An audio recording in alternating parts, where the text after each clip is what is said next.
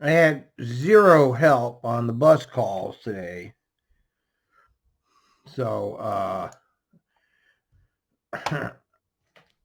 had to do it all myself. Anyways, it's not too late for me to look at this Dougie Town Hall. So, Dougie Town Hall, let's see what we got here, Dougie.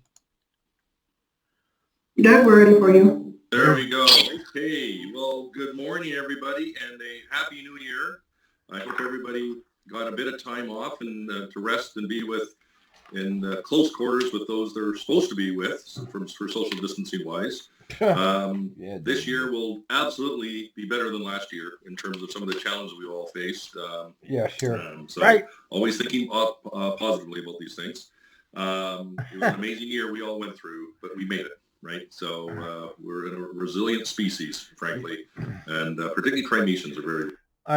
Trimetians, his little Trimetians.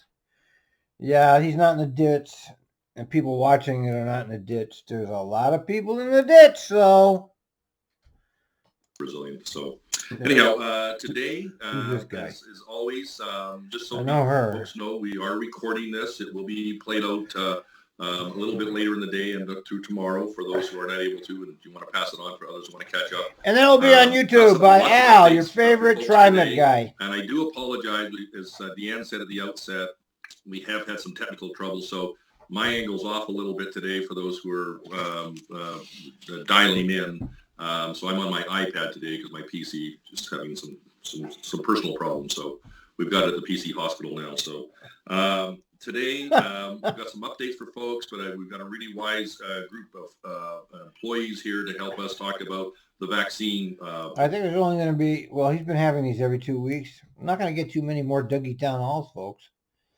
Dougie's going back to Canada, which I would do too if I was him. Plans. So we'll get to that in a little bit, but I've got quite a number of updates to give people, and then at the very end, pending time available, we'll get to the Q&As, which is firstly around the vaccine rollout, and then secondly around any general Q&As that people have of myself. So firstly, today we've got an all-star cast of Andrew Wilson from RISC, Sarah Ewing from our esteemed legal team, and of course Kim Sewell, our executive director of all things labor relations and human resources and assignments as otherwise asked. So a little history here. See this Kim Sewell character? I sued McFarland, and she was the one that showed up. I didn't get to sue McFarland. I had to go sue her, but I didn't want to bother, so I quit. And then I had to pay McFarland like $200, that motherfucker. And he took it, too. Fuck. Got a great talented group here to talk about the details about the roll plan. So I want to give you a quick update. Since we've last met just sort of mid-December, COVID cases right now, as of yesterday afternoon, we've got a total of 72 positive cases. Since we last gathered at the last virtual town hall facility, Center Street specifically was listed on the Oregon Health Authorities, or OHA's, weekly outbreak report. They add workplaces to the list when there are 5 or more positive cases, fewer than 14 days apart in span. So specifically at Center, we had 9 employees report positive cases during that 14-day window period. Now, in the details of it, only 1 case appears to have occurred through contact with a coworker. It's looking like they've come from other outside contact sources. So the reminder always is be vigilant, wash your hands, wear your mask, social distancing. We know the drill. Center Street's on that highlight list. It remains on the list for 28 days since the last case onset. So let's all learn from what Center Street is exposed to right now and make sure that we're all vigilant around our many properties that we have as a complex agency such as ourselves. So details matter here for your personal health. Again, don't forget, direct contacts established when you're closer than 6 feet for 15 minutes in duration. So the best way, as we said, stay the course. You know the drill. It's mask. It's wash hands frequently. Keep your social distancing. I think you got the drill. Anyway, OSHA requirements related to this. We're constantly working with OSHA. There are a couple of recent OSHA requirements that we're working to comply with. One, is making sure we notify employees where employees who tested positive worked during the week they tested positive. We now have in essence, we're really sharing the places where cleaning, disinfecting was triggered and took place specifically after an employee reported testing positive. So using that, we've now got a link on a table on our homepage of TriNet. We'll display the information for you for the cases within the last week. So please keep checking that on a regular basis to find out if there's anything in close proximity to where you may be working from. They'll also be putting in some extra training that will be coming out for employees. So stay tuned for that. There'll be some extra materials coming out shortly that will address that needed training. So stay tuned for that. COVID leave it has been extended. At the beginning of last week, Kim Sewell, as I've mentioned, is our Executive Director of Labor Relations and Human Resources, sent out an email describing how TriMet's addressing the changes to the various forms of COVID leave due to the expiring federal law. Excuse me. The memo and all the policies, they're posted on TriMet, so please make sure you take some time to go through that when you've got time available. The bottom line here is that TriMet is extending all of our own COVID leave policies through June 1st of 2021. So the work from home policy, I extended to the end of June as well. So there's June 1st for our current policies. The extended work from home, I've extended to June 30th of this year. So again, we're still not through all this. The cavalry of the vaccine is on its way, but we'll talk about that more shortly here. Mask outreach. This is a bit of a public service announcement. If you're eligible to be a ride guide, please, you should have received an email yesterday about ride guide opportunities for 2 weeks in January and early February. We're going to be putting on a mask blitz here, is to try and elevate the awareness for our customers who use our system. Overall, our compliance is really, really quite high. I was looking at some of the system down by Hoyt there last night, and the compliance is good. And when I saw who's in the trains and who's on the buses, just that photograph snapshot in time looked pretty darn good. And thanks to all our employees for wearing their masks. Great job. So we're going to be working in teams at various locations on the system. I know I'm going to be out there. We want the leadership out there. All of you who can free up the time to get out there, let's get all hands on deck to try and help our frontline staff raise the awareness out. Again, it's a zero-sum game where people say, just enforce and get those people off our system. Well, we don't want confrontation. And that's what some of this for this smaller group may in fact lead to. We've had assaults where people who've tried to take on personal authority to enforce a mask and get them off a bus or other trains. And sometimes it doesn't end well. So we don't want assaults. It's not worth it. So we really are taking an informed, not hard enforcement. So I know it's imperfect, but this whole virus is imperfect. So we're going to do what we can with suasion and hopefully people to try and do the right thing to mitigate the risk here. So Wendy Hudson is the point of contact to sign up and help. Again, we're in this big curve again before it levels out and starts to drop off as the vaccine starts to kick in. So we're going to try and do this. The dates are January 17th to 23rd and the 31st to February 6th. So I really want to give a quick shout out to our customer service and communications team, transportation, and safety and security, those teams in particular, for the whole coordinated effort, because it does take a village to do things like this. And it's, please talk to your supervisor about being a ride guide. So next topic is stimulus package. So I'm sure some of you are glued to your screens as the next stimulus package within the throes of being approved. In the end, the stimulus package will provide $14 billion specifically for transit agencies across this great country. It's clearly not going to be enough. It helps buy some time. And let's stand back. Folks should really understand this. This is a supply side of investment. We still are going to need, once the COVID vaccine is rolled out, we still need to get ridership back. Long-term, driving around with empty buses is not a winning solution. So this is supply side funding. It's not demand side usage. So These are temporary fixes, important temporary fixes that we all need to be really grateful for. We don't know how much we will get. It will not be anything close to the same amount we had last time, we understand.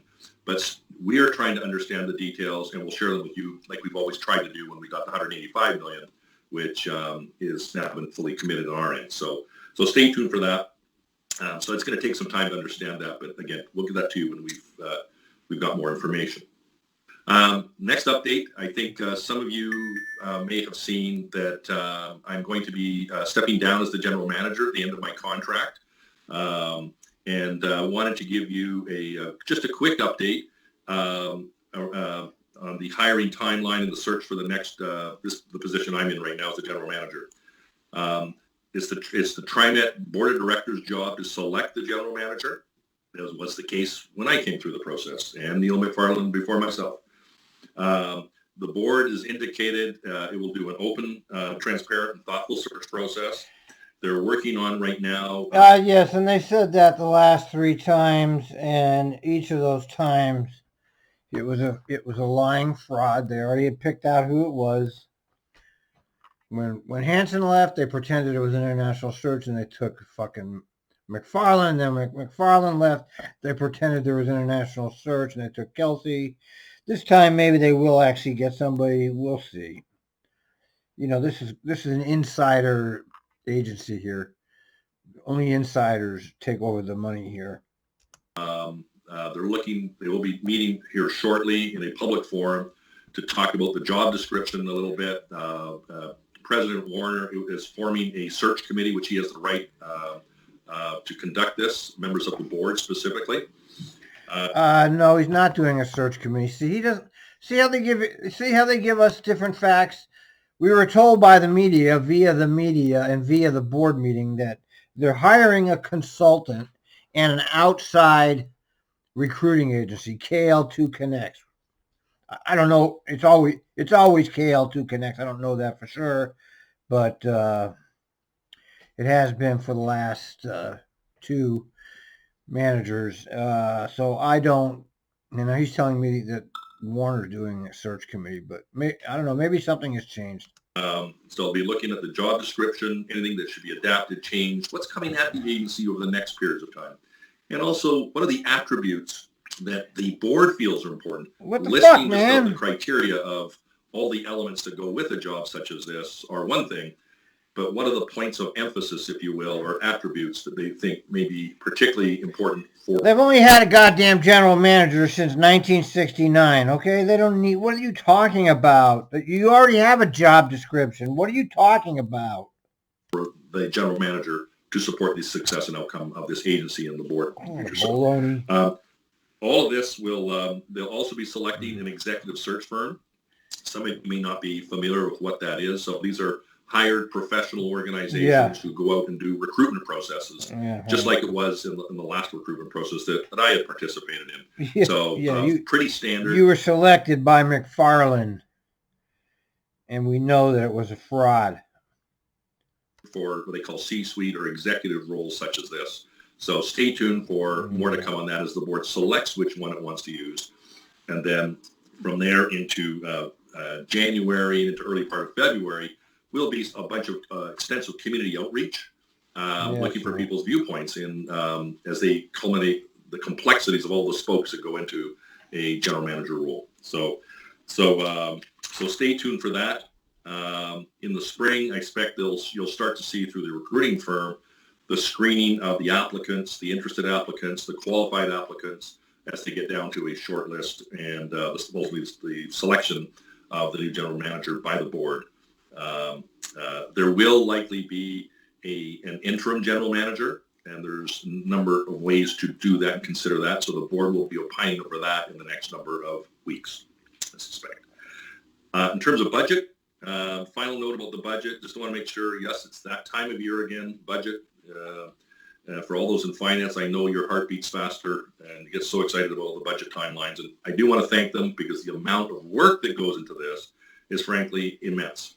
And all of you are part of that in many fronts as well. So we build up what are the revenue streams coming in for the agency? How much debt do we have? What are all the asks? And the asks are usually, our eyes are usually way bigger than our financial stomach. and people like myself and others are going to have to reconcile this to make sure that we balance the budget, and we will.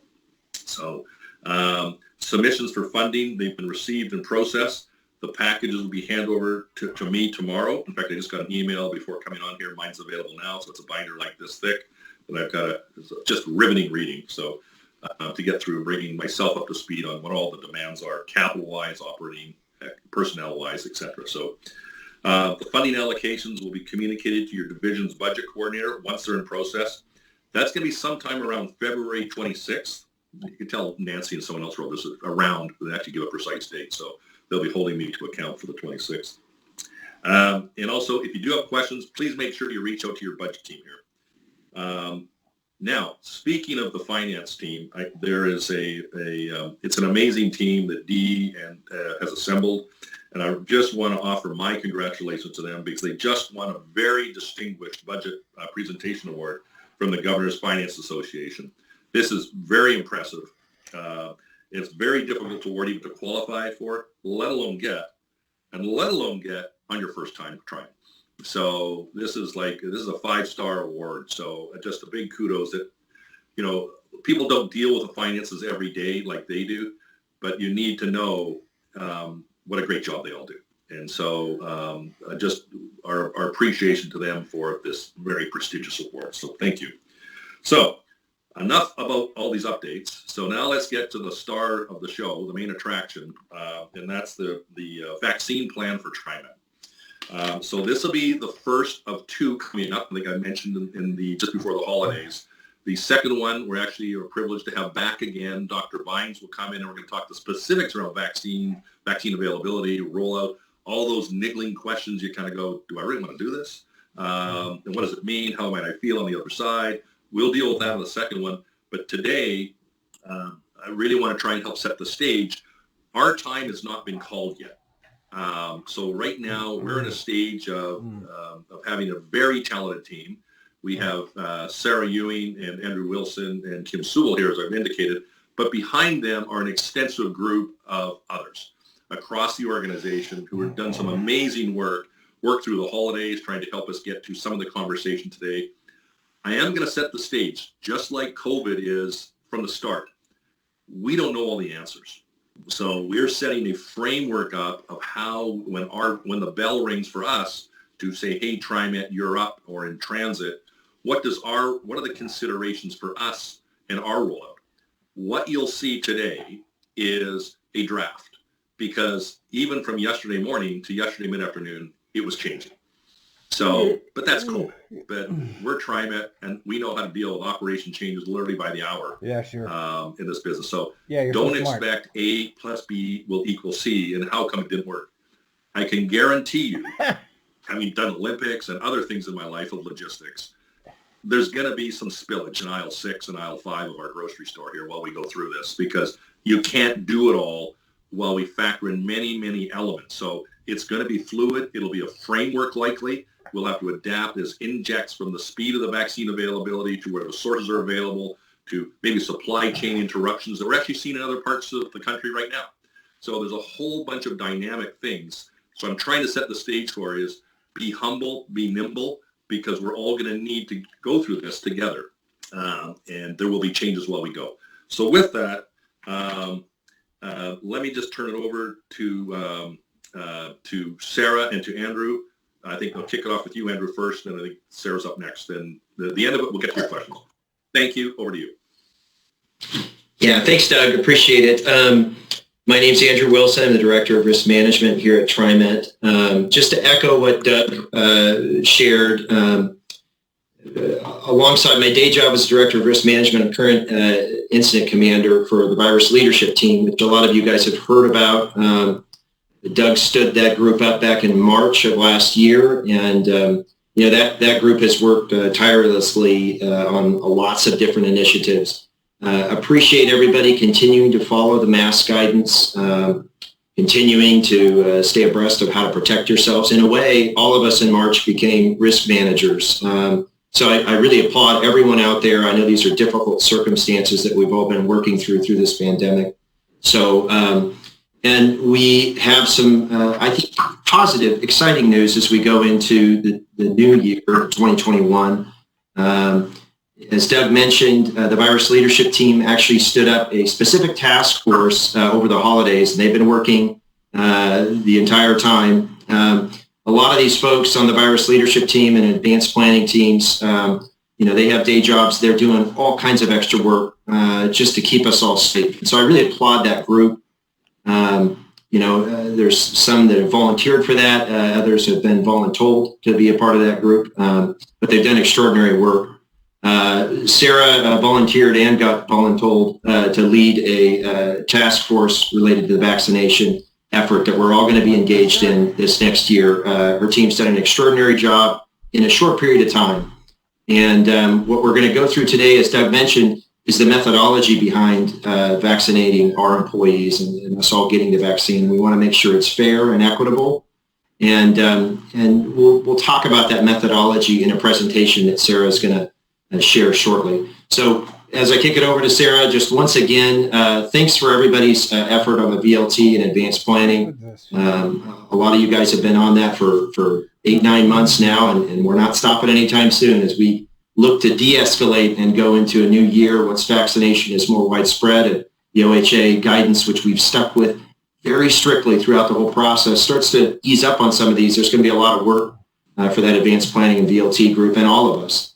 But the first step in that, I think, is going to be this vaccination process. And so I'll give it over to Sarah now to talk about our plan when we do get those vaccines online for TriMet employees. Thanks, Andrew.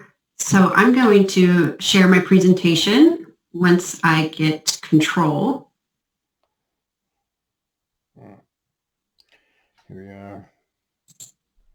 All right, I'm still not able to share the presentation. Well, get with it, lady. Come on, lady. Come on. Okay. I think Heather is passing you the presentation ball soon. Oh, yeah, there you are. I got it. Okay, thanks, Heather.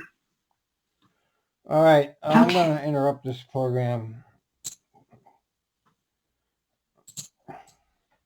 So, as Andrew and Doug said, TriMet's created a vaccine task force comprised of TriMet leaders from all departments to plan for and distribute TriMet's allocation of vaccines from the state of Oregon. This presentation provides you an overview of how the task force developed a methodology for vaccine distribution. You will see the current draft methodology, and we'll briefly walk through how this will be used as a framework to sequence vaccine distribution. Finally, we will discuss key takeaways for the entire vaccination rollout.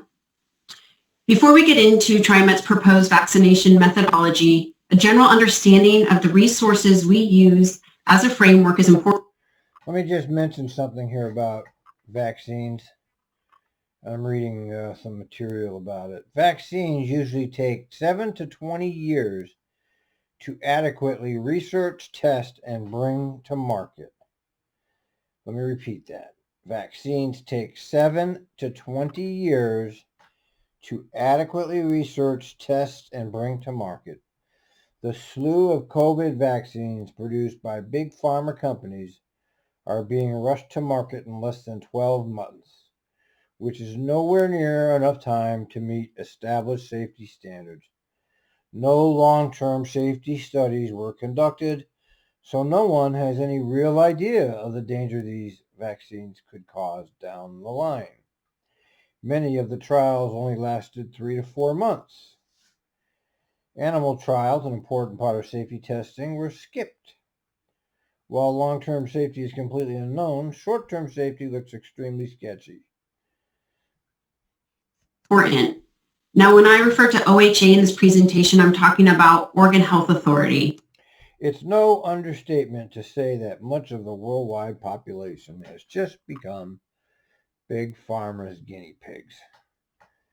I agree with this, by the way. I hope they don't take down my video for me saying that. Nobody watches these, so I'm okay. So first, we use vaccination resources from OHA, Oregon COVID-19 vaccination plan, and their phase 1A vaccination sequencing plan. OHA's plan focuses on identifying and prioritizing essential workers and populations that have been disproportionately impacted by COVID-19 and with historic disparities in vaccination rates, including Black, Indigenous, and people of color. The 4 factors they value were health equity, individual factors, environmental factors, and activity factors. We also looked at the CDC and the ACIP, which is the Advisory Committee on Immunization Practices, and National Transit-specific COVID-19 resources. From all of these resources, the takeaways are to prioritize staff critical for maintaining transit services to serve the greatest number of persons and reduce the need to implement any continuity contingency plans. To prioritize staff with the most potential for direct exposure to COVID-19, whether through the workplace or community. To stagger access to the vaccine among our staff to reduce staffing shortages in face of potential post-vaccination side effects. And finally, to make health equity a part of the... Heather, Sarah, did you need, there we go. I always have to throw that equity in there. I don't know why that's part of every single technocratic presentation we've ever heard. Okay, so make sure you've got the right slides there. Okay. So we took this information and developed definitions within our workforce to provide a framework. First are the high-risk employees, which should be thought of as a separate group that don't really interplay with the ones below. Relying on OHA and CDC, we have combined all the individual characteristics that may cause someone... All right, here you listen. Here you go. Listen to this, An astonishing number of people have been hurt, damaged, injured, or killed from the Pfizer COVID vaccine. Just take a look at these headlines from our friends at 4R Right. CDC, how's your blood pressure? 140. Yeah, okay. Same as usual. CDC data shows that 3,150 people are now unable to perform normal daily activities, unable to work after the vaccination. That is 2.7% of the people who took the vaccine. Portuguese healthcare worker, 41, dies 2 days after getting the vaccine. Mexican doctor hospitalized after COVID-19 vaccine. Hundreds of Israelis get infected with COVID after getting the vaccine. I mean, look, the bottom line here is that this hasn't been tested, okay? We're the guinea pigs. To have a more severe reaction should they contract COVID-19. The definitions below high-risk employees interplay with one another. We worked on defining what it means to be a COVID essential worker based on criticality to operations and risks to worker safety. COVID essential workers is a broad category of employees who make our system run and run our system. These are workers that likely cannot work remotely, interact face-to-face with the public, or in general are at greater risk of contracting COVID-19 from the workplace. This definition encompasses both mission-critical employees and frontline employees. Mission-critical employees are necessary for TriMet to maintain basic and emergency services, and if these employees are unable to work, it would require TriMet to implement its contingency plans. Frontline employees are those interacting in person with the public. There are multiple factors ranked on a continuum to be able to delineate among these employees. Factors like whether you work indoors or outdoors, if you are required to work closely to others, whether you touch shared surfaces or common items, how many interactions do you have daily, and what other control measures are in place for you, like physical barriers. The final group of employees are the general employees. This is everyone else, and most likely those employees who have been working remotely during this pandemic. At the bottom, you can see that we have defined transit worker to include all TriMet employees and contractors. Our contractors are critical to TriMet's ability to be resilient and provide reliable service to all the public that we serve. Through the Governor's Office and OHA, we will be advocating for our contractors to be allocated vaccines, and once secured, their employers will be responsible for vaccination. This graphic helps provide a visual of how these definitions interact with one another. I know that was a lot of words that I just gave you, but this visualization hopefully sort of identifies how these all play with one another. Now that we have the framework, we need a way to schedule our employees based on what definition they fall into. We are in the beginning stages of developing a vaccine sign-up. This sign-up will request some basic information from you so we can coordinate scheduling. Oh my God. We expect all employees to participate even if you are not intending to get vaccinated. The sign-up will ask you whether you are planning to get vaccinated. And TriMet strongly encourages all employees to get vaccinated as soon as you can, whether it's through TriMet or your own healthcare provider. Ooh. The information you provide us in the sign-up will be confidential. Oh, yeah, sure. Scheduling will be a complex task of getting our workforce vaccinated as quickly as possible, but still being able to maintain service. Now, this is in the initial stages, but we are already thinking about how we can make it very easy for everyone to sign up. We know most of you are not behind a computer all day long, and we are being innovative with making sure that we take this into account to make signing up easier than ever, as we expect everyone to participate. Based on our methodology, the information that we receive from the vaccine sign-up will help populate this matrix. And this is a draft matrix. Employees are grouped into 4 different categories. So each group is based on weighing criticality of position and an employee's risk of contracting COVID-19 at the workplace. For example, someone who is a mission-critical employee is in Group 1, where someone like myself who's able to work remotely, does not run our system or make our system run, I'd be in Group 4. We have incorporated health equity by prioritizing our high-risk employees in each group. So take an employee who is a frontline worker who is placed in Group 1. Now, this frontline worker also says that they have high-risk factors. This employee would be placed at the top of the vaccination sequencing for Group 1. This matrix will also be important for arranging staggered scheduling for vaccinations, again, so we can keep our services running. So what are our key takeaways in understanding this vaccine rollout? First, we don't have a timeline. Currently, the state is in phase 1 of its sequencing plan.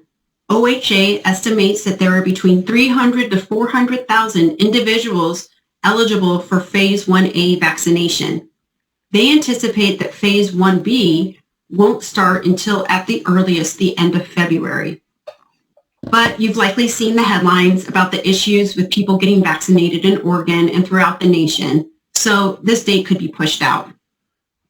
And that brings us to our next takeaway, is that we need to remain flexible and manage our expectations. As with anything COVID related, there is new news every day. There are many unknowns at this point, like when we will get our vaccine allotment, where and if we will be placed in Oregon's 1B sequencing plan, how many vaccines we will get, where we can get vaccinated. So while the number of vaccine doses and timing of receipt remain unclear, our framework will allow TriMet to be responsive to the evolving logistical issues of vaccination distribution. Scary. So let's say we get a designated half or all our vaccine allotment from OHA all at once. And this is a real possibility because it just happened to Portland Fire and Rescue. Well, our framework and matrix are going to allow us to broaden our groups so that more employees can get vaccinated quicker to the extent that we're able to keep a reliable workforce. Now, fairness and resiliency. This can be a very difficult subject to discuss because it deals in matters of health and life. We believe this methodology to be fair and it will be fairly applied. It also allows TriMet to be resilient in the face of this complex task. We plan to get our workforce vaccinated as quickly as we can with equity and efficiency. Equity. Here we go with that equity. While we are going through this vaccination process, as Andrew and Doug both said, it is imperative that we maintain our current preventative measures like social distancing and face masks. We will continue to follow OHA's guidance on these requirements.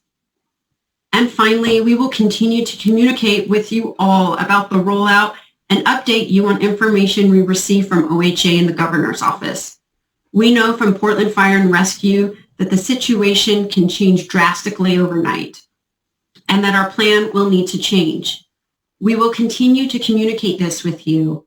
We know there were so many questions about the vaccine, about the process, about when will our lives get back to normal. And I'm right there with you. I want to have those questions answered too.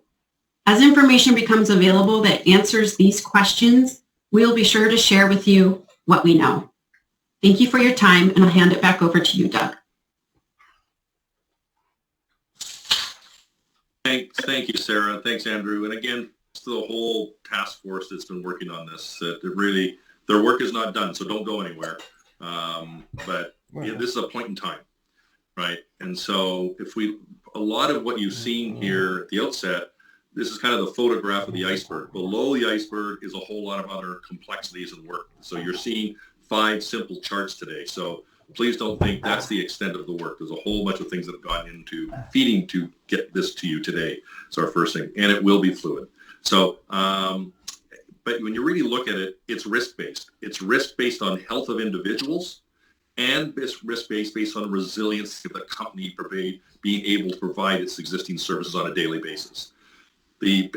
So you can start to do where might I fit in kind of story, because everybody goes to what does it mean for me, and that's a very natural thing to do.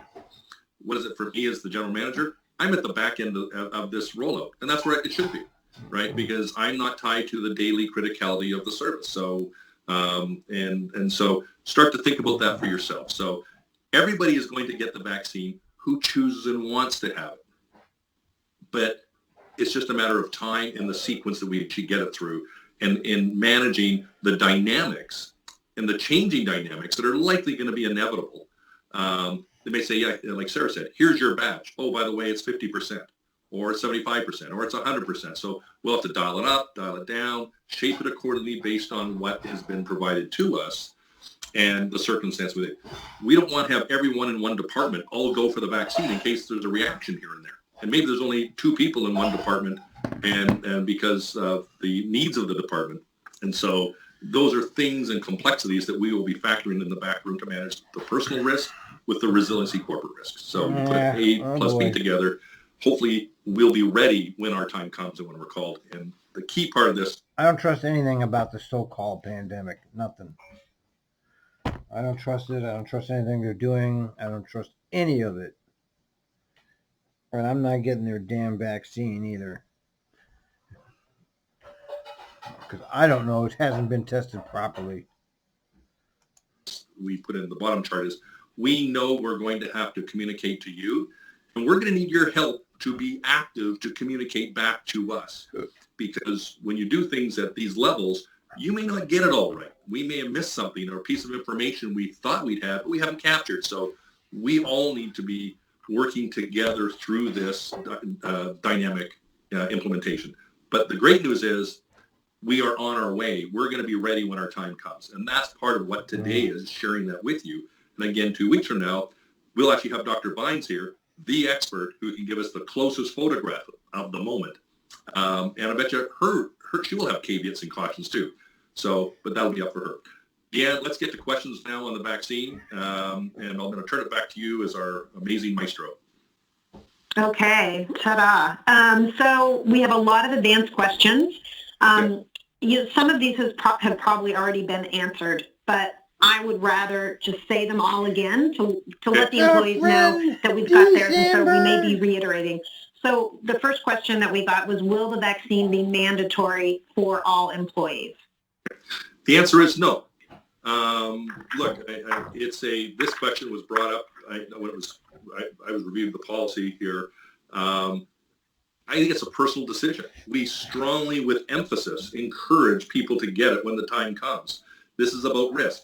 But for whatever reasons of fear or health or religion or whatever those may be, it ultimately is a personal choice. So we're going to strongly encourage it. We're going to assume people are going to take it unless they choose to tell us otherwise. But ultimately, it's going to be your decision. Okay. What if someone is allergic to some component of the vaccine? Does that employee need a doctor's note saying that you shouldn't get the vaccine for health reasons? Well, I think firstly, let's save that question also for Dr. Vines. I think let's get to the medical health professional side of things, if we can, Deanne. But yeah, I've marked it for Dr. Vines, you bet. Yeah, but I think, look, if someone's going to have a reaction, I've got family members who are allergic to certain things and have to carry medicine around with them in case of reactions. So we don't want that to happen to anybody. So this is a medical question that needs to stay in the medical swim lane. Okay. I think this has been answered, but I'm going to ask it anyway. Will you terminate employees who refuse to get the vaccine or don't have a medical reason for not getting it? Well, I'd say refer to response number one. No, it's your personal choice. For all the reasons I just said above. So it's your call. But there's risk that comes with this by not getting it as well. So really encouraging it to do, but we're not telling you to get it. So no, you would not be terminated. It's a decision you make. If employees get the vaccine, will they still need to wear a mask and stay 6 feet apart from others? With emphasis, yes. Yeah, see? The vaccine is... See that? Still need to wear a mask. Still need to stay 6 feet apart. We've got to... There's still a lot that we don't know. I don't think there's any research of how long the vaccine actually lasts. See? He's telling you right there. He's telling you right there. He's just spilled the beans. He just said it. We don't really know anything about this vaccine. He just said it. Youth as well. So yes, the same practices and policies that we've been trying to feel so uncomfortable and work through over the last almost coming up on a year are going to maintain till further notice. So if you get the vaccine, that's another element of risk reduction for you and those around you. But you still need to wear your mask, wash your hands, social distancing, and we will play off the advice as we hopefully have been consistent here, even at unpopularity many times, with OHA. So that's who I said right from the start we are hitching our wagon to, and we will take their advice should those policies that are broad in nature change. We'll adapt with those. So until further notice, stay the course, even post-vaccine. Yeah. Okay. And I think this has also been answered. It's kind of a TBD, but the question is, what is the timeline for TriMet employees, especially frontline employees, to get the vaccine? Yeah, I think that's exactly, the TBD was actually on the chart. So we honestly don't know. But if you go back to the old Chinese script, luck is where preparation meets opportunity. We can't tell when the opportunity is going to come when our time is called, but we're now spending time, as you can start to see, on the preparation side. So we want to be ready when that time comes so we don't lose any time. So we just don't know yet. And yeah, I don't want to mislead people. Okay. Right. What is TriMet doing for employees who have tested positive for COVID-19 after the 2 weeks of COVID pay is gone? I think there's, well, first, I think TriMet's done a lot. It's been a very responsible employer. Everybody gets to make that own determination, thumbs up, thumbs neutral, or thumbs down at the end. But there's multiple options here. Firstly, in addition to COVID paid sick leaves, they're able to use the COVID alternative leave to use their banks without any time lost. They can also use the COVID. Yeah, and the people that ran out of bank get no pay. You can take time. You can take time off, but you don't get paid.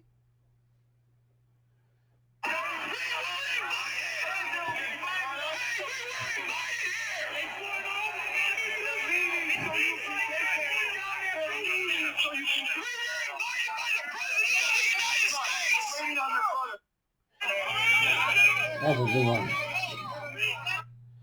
Yeah, man. COVID extended leave to take additional unpaid time. You also have vacation if that's what you want to do.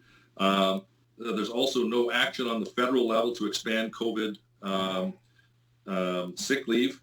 Now, we've extended the use, as you just heard today, until June 1st of 2021. So we're extending our policies to help calibrate for the unknown and acknowledging this and trying to be reasonable. We don't want people taking advantage of it unnecessarily, but we're trying to be a responsible employer on the other side as well. You can also visit Oregon's Department of Consumer and Business Services to apply for COVID-19 temporary paid leave program. So there's a whole list of things I think that have been undertaken by TriMet. Great.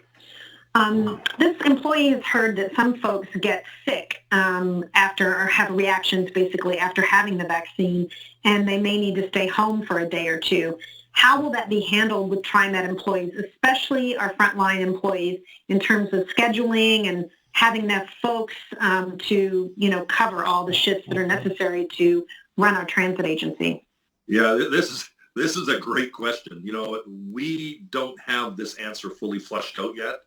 We've got some early thinking, but you're right. So it's balancing your personal well-being and risk with the company's need to provide the services, right? So it's how do you do that in a responsible way? And if you're ill, we don't want you to be at work, right? But we're working through what that looks like right now. So I'd say stay tuned. We'll get you more information once we've kind of done the mental gymnastics around what we think it may need to look like. So great question. Don't have that answer for you right now, so stay tuned. Great. Is there a way that you can tell which of the two vaccines that are currently out in the market that you would be getting? Well, I think if it's Moderna, you turn red. If it's Pfizer, you turn blue. No, I'm just kidding. This is not like going to a store and saying, I like the Nikes or I like the Adidas. I think, look, we're dealing this is a very technical supply side.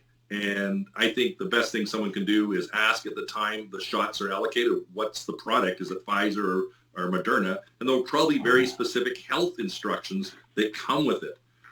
And we also, I know I've referenced Pfizer and Moderna right now, but there are also other vaccines that are percolating through. If you read the different sources, Johnson & Johnson's getting ready to come out. AstraZeneca, other ones, and they each have their own implications. What we hear about the Johnson & Johnson one, it's a one shot. Which one you get and who, I think that may be dictated more by supply rather than your choice of what kind of one you'd like to get. So, but at the end of the day, if you're uncomfortable with one over another for whatever reasons you choose, again, we go back to the very first question we talked about, then you get to choose whether you want that shot in your arm or not. So, but I say that's going to be a relationship between you and the person providing the vaccine to you. So we don't know. So there's definitely a lot of questions about whether we know if the vaccines will be administered at TriMet facilities because of the cold and super cold storage that is needed depending on the vaccine, or will everyone need to take time off work to get the vaccine at a healthcare facility? How much do we know about that at this point? Yeah, these are things we're working through right now. Instinctively, I think it'd be wonderful, just like we have the flu shots, to say, gee, can you come up to TriMet shot and here's your day at Center Street, Powell, Merlot, etc. Because of the unique elements of this, the temperatures, for example, I think the feedback we're getting is a very low chance that it'll be on site. So I think that's something we can ask Dr. Vines, but I know I had asked that question myself because I'm trying to go, hey, what's the most efficient way to do this, right? So logistically, it makes sense. Practically, I think we're in a low category of it actually being on scene right now. Okay. But stay tuned. Another advanced question, who is going to pay, for the vaccine? Is it TriMet? Is it the employees, or is it the employees' health insurance? Yeah, good question. Kim, do you want to jump in on that one? Sure. Yeah, I'm here. Can you guys hear me? Deanna, can you read that question again, please? You bet. The employee wants to know who is going to pay for the vaccine. Will it be TriMet? Will it be the individual employees, or will it be their health insurance? My understanding, and this was covered by Sarah in a different presentation I had, was that the federal government will be providing the vaccination. However, there may be an administration payment through the various benefit providers. So we're looking at that through the benefits department to see what those options are. And again, as soon as we can get information out there on that, we'll be sure to do that. Yeah. All right.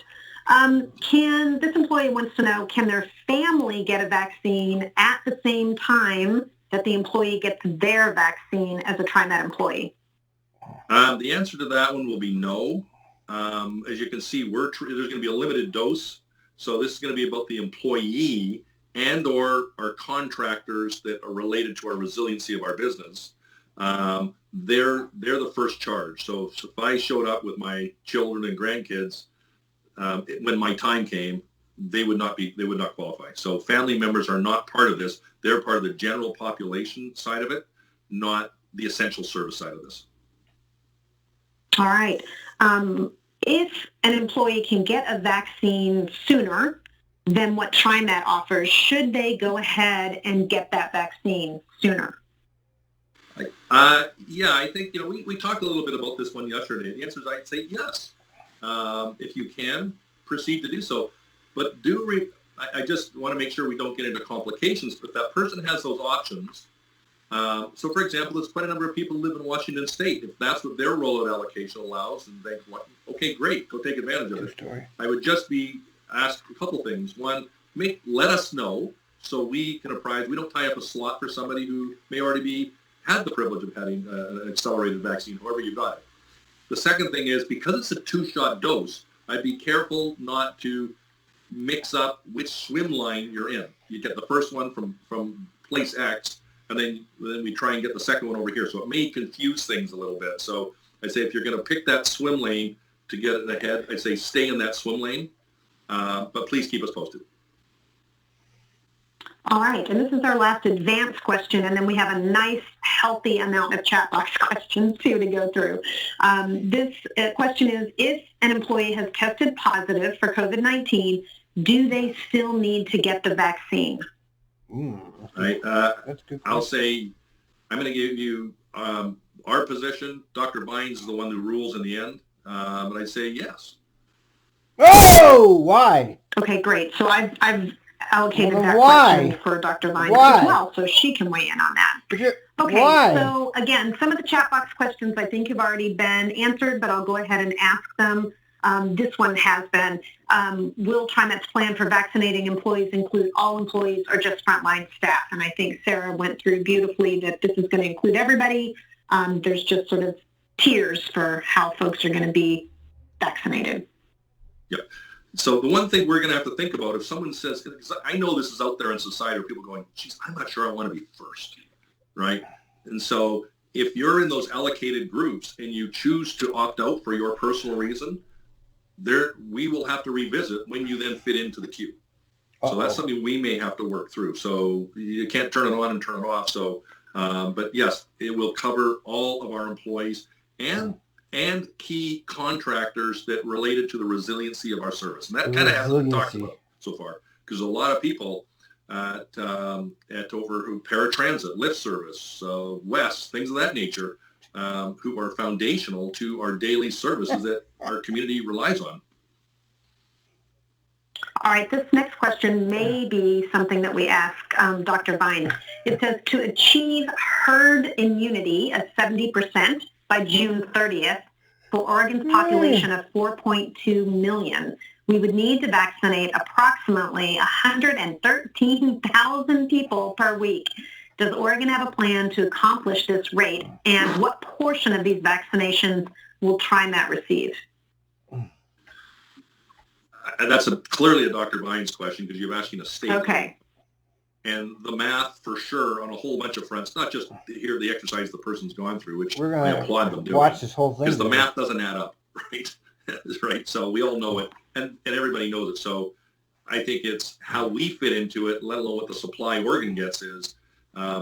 This is all part of the fluidity of what's going on. So around the supply logistics side. So I think, you just had in California where the fridges broke down and they have to write off thousands of vaccines, and they have to accelerate like 600 through all at once. So this is going to continue to be dynamic, but that technical question, I think let's put that also for Dr. Bynes. Okay, got it. How are we taking into consideration if employees need to take sick time due to side effects? So we kind of had a similar question before, but it was talking more about scheduling and having enough employees to continue to produce our service. But how are we taking into consideration just in general if employees need to take sick time? Well, yeah, I think firstly, the statistics on this, these are statistics. Until it hits you or me or someone that is not a statistic, we are a statistic. So is very, very small in nature, statistically speaking. And again, the indications are that we're hearing about it's like a day. So based on what we covered already earlier, we have the COVID leave, we have extended leave, you have sick time, you have vacation time, you have the other list that went through. So we're going to continue to monitor that, but we don't anticipate any extended leaves of any significance. So I think within that bank list of things that we even extended to June 1st, which I just mentioned earlier, No celery, we think you're no probably well covered. tomatoes. And remember, a lot of vacations I now, depend on whether that in the salad union because April I 1st plant or leaves ourselves and January no 1st, those calories. all got reset for your Right. vacation and Yeah, there are time no starting vegetables. this new year, just a few days ago. You also add up bananas. All right. No mushrooms. Okay. Next one. Wes All right. uses Portland and Western Railroad as engineers and conductors. They're frontline employees. Is there any information that can be shared as to how contractors like these will be able to be vaccinated? Right. And I think some of that was covered in that presentation. Yep. So to the specifics of Portland and Western, There's no so this is a good example of the discussion we were having yesterday. Is we rely on critical suppliers of I'll call even of different tiers. We also rely on oil tankers to bring gas or diesel to us every single day. It doesn't mean we're going to go pay for Chevron or whoever our supplier is, everyone to get vaccinated, or PGE, who provides electricity. They have to be responsible employers. They have their own benefits program and approach. We will be identifying to OHA a contractor segment that folks, this group is with us, and here's how many we think are with us, i.e. in PW. We're not trying to take on all of Portland and Westerns and let them draft behind our umbrella of responsibility, but they're going to have to take care of their folks. So as we know more, there's a bunch of work. Stay tuned to Darren Morris and the team out at West. We'll be reaching out to you to talk about the specifics of P&W as an example. Around who are they, how many, but we're not going to cover for them. We've got our own to take care of, but we know that we'll be putting forward to the OHA and the governor's task force team. These folks are all with us, and they need to be part of it, but it may not be all. Okay. And will we have our contractors take the vaccination sign up? We haven't gotten there yet. I think that'll have to be worked through. I'm not sure how much we're going to take on their behalf. And a chat box question that came in early: where can we get the vaccine within TriMet, and when can we get it? I think both of those are still TBD at this point. Agreed. Okay. I think this one also has been answered. Do we know if even with getting the vaccine, will we still be required to continue to wear a face covering? And I think you answered that a definitively yes. Yeah, correct. Okay. More questions just about where we're likely to get vaccinated, since we don't have super cold storage at TriMet. And I think, again, that's something that's just being looked into. Yeah, I mean, if look, we're all trying to stay in touch with OHA and the governor's office, as well as what we pick up in the news. There are discussions going out nationally around the Walgreens and the Walmarts and the CVSs of the world, and who knows, Fred Meyers to manage the distribution chains who can issue vaccines today. I got my shingles and flu vaccine at Fred Meyers, so can it fit into that logistics chain? But they're going to have to solve the cold storage issues that come with the logistics, not just what's in the bottle. So this is all yet to unfold. But back to the earlier question, there's going to be a vehicle arriving on TriMet properties like a normal flu sign-up. I don't think that's in play. Okay. For employees who are currently teleworking but may be unable to receive the vaccine for medical reasons, will they be permitted to continue to telework past June 30th through the end of the pandemic? Well, firstly, I've extended to June 30th, and we'll evaluate before that time. In this case, the next general manager will evaluate before that time and what the circumstances are that come with that. So I say plan accordingly to June 30th. Beyond that, there's a lot, just like we're talking about today. We don't know. Do you get the herd immunity, the speed of the vaccine rollouts? But if you're working from home, just assume it's June 30th. That's where it ends, and it'll be revisited prior to that. I don't want to make a commitment post June 30th when there's so much we actually still don't know. Okay. The research, and this may be a Dr. Vines question, this person said that as well. The research is unclear if for a vaccinated person, if they can still pass on COVID. So maybe that's something that we make sure Dr. Vines tries to address for us. Yeah. Who in TriMet decides who gets vaccinated? Who falls under group 1? Who is making those decisions? Well, we've got as you said, you've got some of our internal group here. Ultimately, as the general manager, I'll sign off on this program. So the accountability ultimately resides with the general manager. But there's the whole, the leadership team will be making recommendations on, just like you saw today, with the thinking of the time.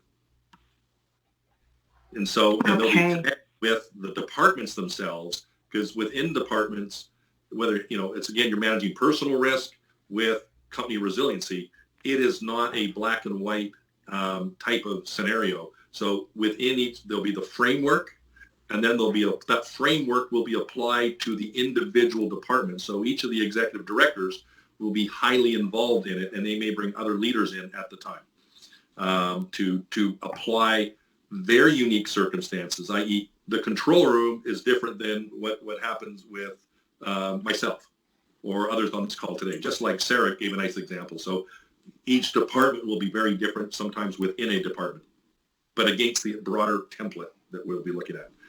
And we may have to make adjustments while we go, things we haven't captured fully that we need to be cognizant of. Sure. So there's a very specific question about our cleaners that are being employed at our transit center. They're limited term employees. Will they still be considered under group 1 for the vaccine? I believe that's correct. Yeah. And another question about the vaccine is the Oregon allotment of vaccine reserved only for Oregon residents. So what about TriMet employees who live in Washington? Yeah, that's a great question. I think, look, if you're a TriMet employee, no matter where you live, you're in play. We're taking the lens, not what your zip code is. We're looking at this based on what's the essential elements of the service while you're employed directly by TriMet or a contractor that's in a critical risk contractor role for us. So we're not looking at zip codes. We're looking at what do you do and what are your conditions. And that's wrong. Okay. Oh, that's wrong. We do still have a couple more questions, but it's 2 minutes till, so I think I'll cut it off here because I think we can address some of these questions just in 2 weeks at our next town hall with Dr. Vines and let you sign us off, Doug. Okay. Why don't you say the last 2 questions so at least people know which ones are coming, and we won't answer them, but just so we're kind of getting it all out on the table. So that's just the last 2. Sure. You bet. So one of them is about whether TriMet will allow an extension of the continuity of service timeline beyond the current 1-year provision so that a frontline employee does not need to choose between returning to work with or without a vaccination. This is for high-risk employees who are and have been on leave since early 2020.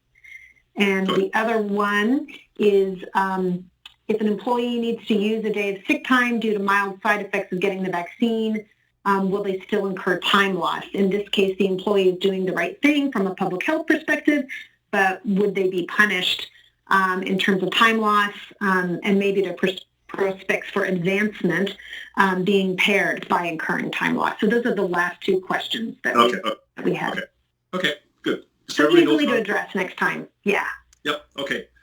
Everybody, it is 10:59 on my iPad clock, so thank you. Thank you, Andrew. Thank you, Sarah.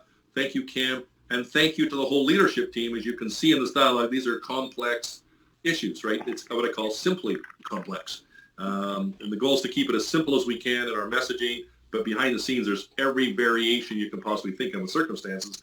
When you have 3,300 employees, let alone all the contractors provide service. We also cut it off at 3,300, so let's not forget those important contractors who help us all.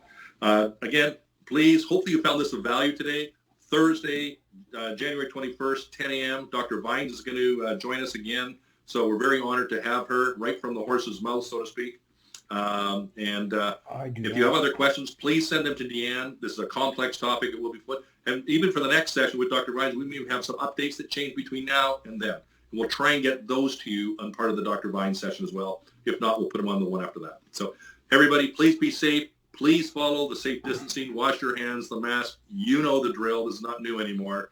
and I hope you're so bored of hearing it. That means we're listening and sinking in. Have a great day. Be safe. Happy New Year. All right, that's enough of this. That was important. I didn't interrupt it very often because it was important for you to hear it.